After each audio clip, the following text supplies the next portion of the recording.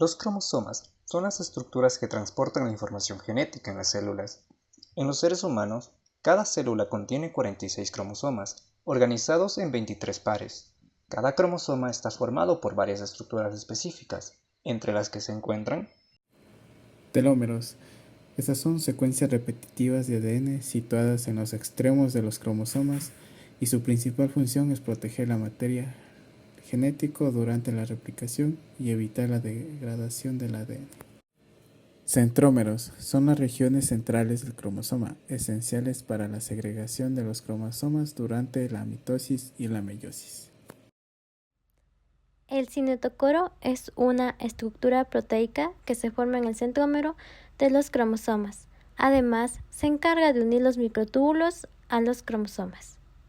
Las bandas cromosómicas son regiones específicas de los cromosomas, los cuales se pueden teñir para identificarlos y determinar anomalías.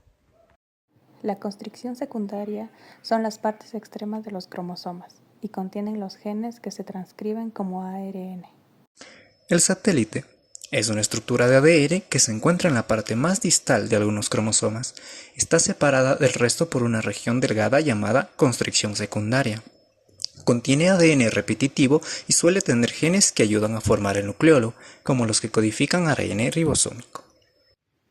El brazo corto es una de las dos secciones principales en las que se divide un cromosoma y se representa con la letra P, que proviene del francés petit, que significa pequeño. El brazo largo es la parte inferior más alargada del cromosoma y se representa con la letra Q, debido a que sigue a la letra P en el alfabeto. Las cromátidas corresponden a mitades idénticas de un cromosoma ya duplicado. Estas garantizan una dotación cromosómica a cada célula hija durante la división celular. La organización del cromosoma se refiere a cómo está estructurado el material genético dentro del núcleo de las células. Esta organización es esencial para que el ADN pueda ser replicado, transcrito y transmitido a las células hijas. Cabe destacar que la cromatina es una estructura que resulta de la asociación del ADN enrollado muchas veces y fuertemente alrededor de proteínas también llamadas histonas.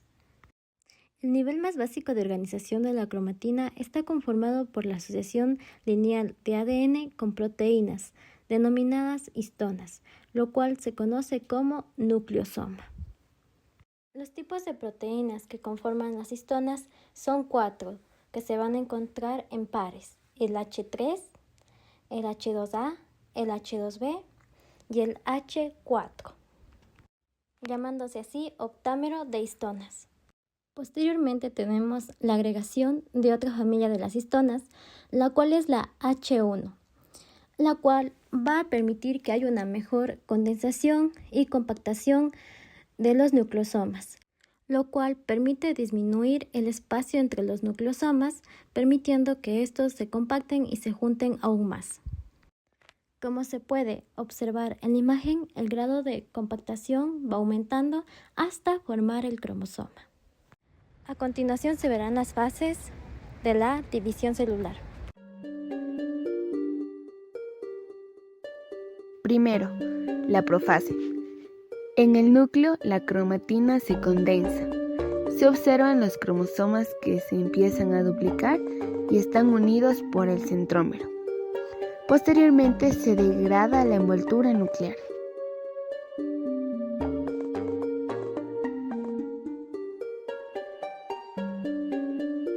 En el citoplasma, los centrosomas se mueven hacia los polos de la célula y las fibras del huso mitótico se empiezan a alargar. La segunda fase es la metafase. Aquí las fibras del huso se unen a los centrómeros del cromosoma. Además, los cromosomas van a migrar hacia la línea media entre los dos centrosomas.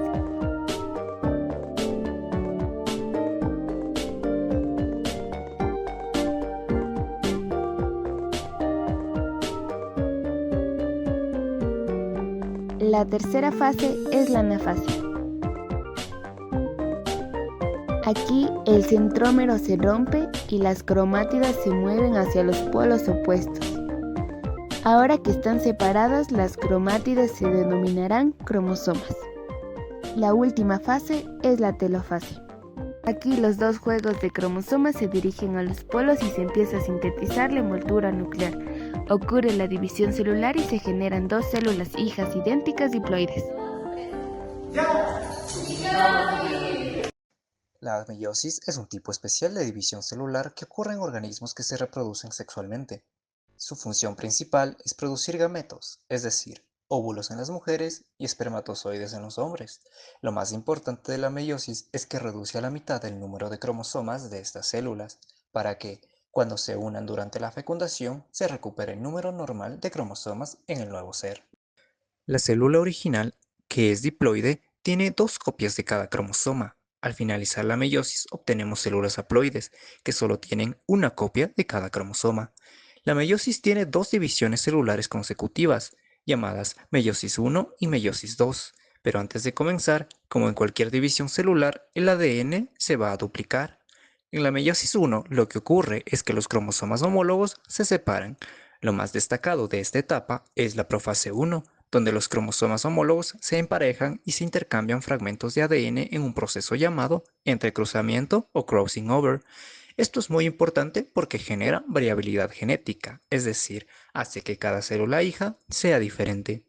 Después, en la metafase 1, los cromosomas homólogos se alinean en el centro de la célula.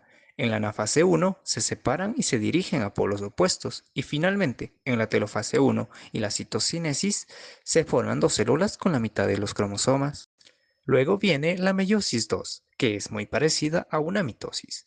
Aquí lo que se separa son las cromátidas hermanas de cada cromosoma.